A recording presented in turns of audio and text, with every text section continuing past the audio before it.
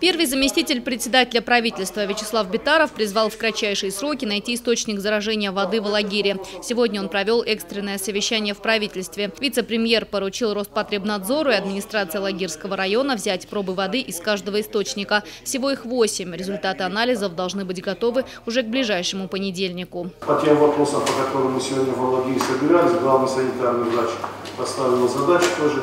Наши санитары тоже поставили задачи с администрацией и так далее. Поэтому давайте, пускай каждый подумает те вопросы, которые были поставлены, в какой срок он их будет исполнять. Вы видите, что данная ситуация требует срочного решения. Потому что, насколько я знаю, людей прибавляется, да? Артур, прибавляется там людей. Поэтому надо оперативно обращаться и решить вопрос. Есть подозрение, что все скважины подвержены заражению. Для уничтожения вируса необходимо установить обеззараживающую станцию. Все работы на себя взяло Министерство строительства, энергетики и ЖКХ. На решение всех проблем, связанных с загрязнением воды, выделено 10 миллионов рублей. Сложности возникают с поставками необходимого оборудования на ремонтные работы. Потребуется почти неделя. Зампред Вячеслав Битаров требует максимально сжать сроки. Есть здесь 3-4 этапа работ. Мне помощники заместителя мы уже преподнесли. Речь идет о станции насосов второго подъема. Согласовано с окончанием работ 17.06. Будем стараться. Первого, да. Будем стараться, чтобы это получилось раньше. 17 это далеко. Не. Давайте ужмем срок.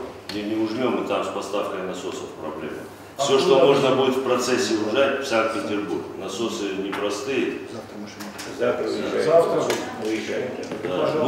Завтра выходной день. Понятно. Работаем мы день-ночь, подрядчик это знает, выходные тоже работаем. Здесь максимально, что пока это просто согласовано на бумаге, все, что раньше получится, задача понятная и ясная.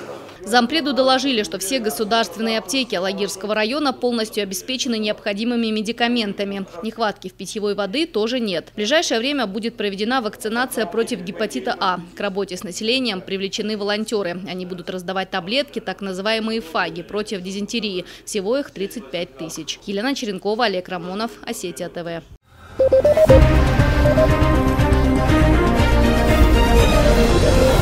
Thank you.